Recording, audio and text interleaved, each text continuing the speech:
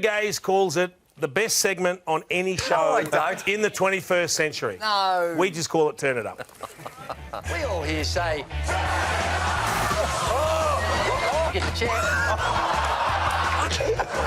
Oh, hello. When the chief backs himself, we all say...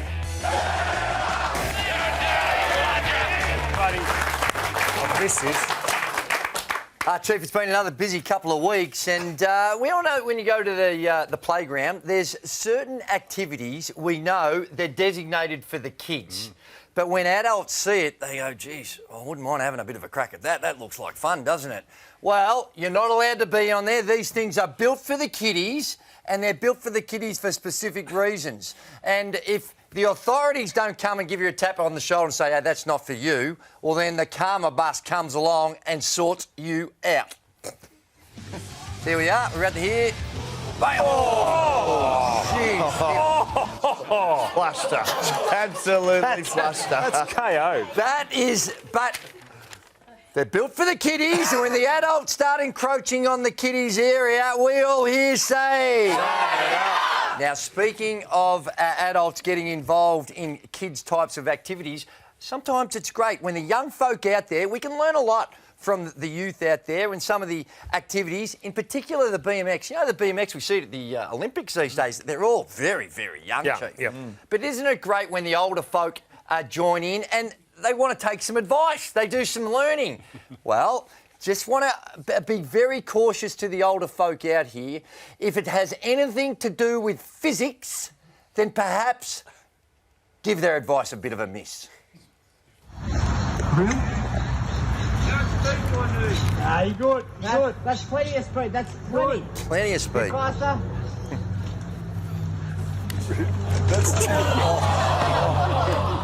Oh, that's plenty of speed. That was the worst. When you're taking advice from 13 and 14-year-olds about pace, speed, physics, with the greatest respect to the young folk in the audience here, we say... My word, we do. Now, speaking of speed, when you're doing something special, and for whatever reason, sometimes...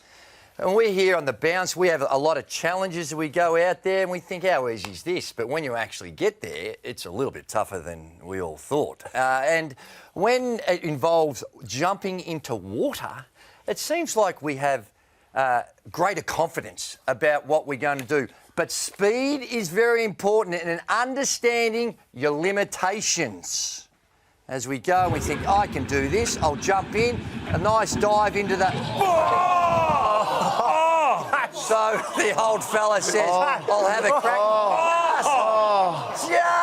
Just doesn't make it. He missed it by that much. Even, Chief, you see the water, even when there's a bit of a decline, you think, well, I can get the appropriate level of pace. I can clear a little rowboat and jump in.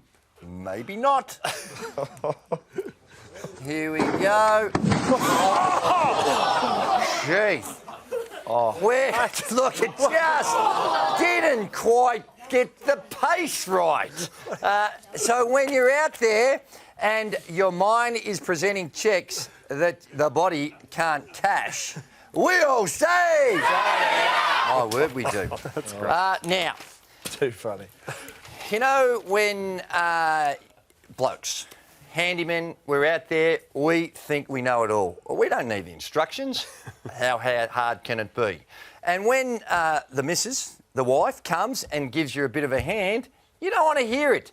But every now and again, when you're trying to do some tree lopping and the missus comes out and wants to give you a bit of advice, maybe just tune in.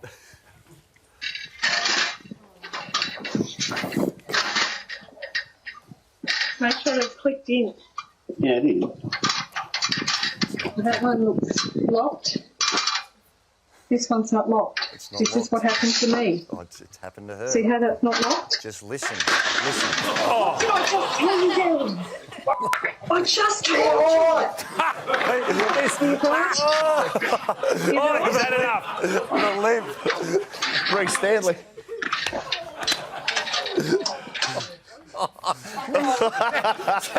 Chief, I want to turn it up on old man because, clearly listen to the advice. It wasn't clicked in, Darren, and you were given advice. But when your husband falls off a ladder and all you're worried about is fixing up the ladder, we say... Of course we do.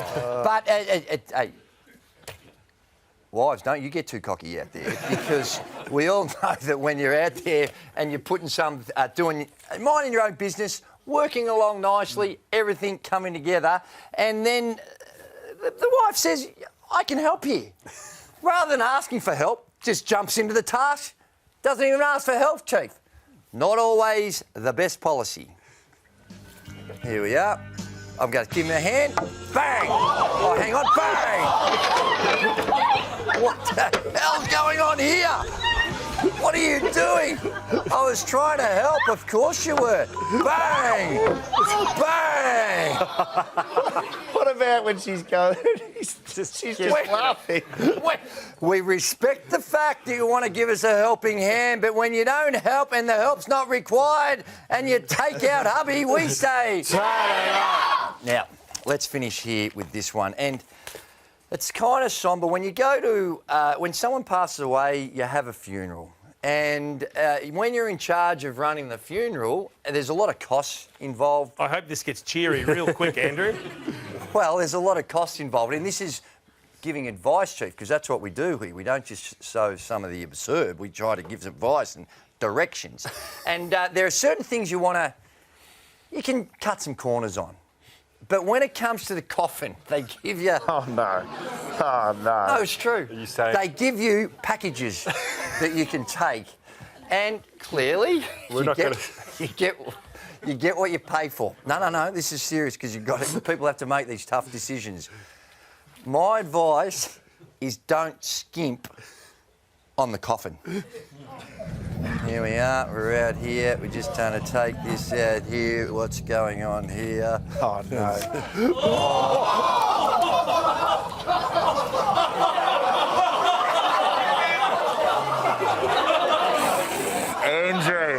Andrew. Chief. Chief, as I said, there was not... I got to be honest, Andrew. There was not enough nails in the coffin, Chief. I wasn't expecting to see dead bodies rolling on the ground. But, Chief, that's what we're here for. We're here to try and educate and say, hey, make sure you don't skimp on the balsa wood floor. Get the better package. Get the top package, alleviate that. And when you try and take the cheap weight out when you're in charge of running a funeral, we say...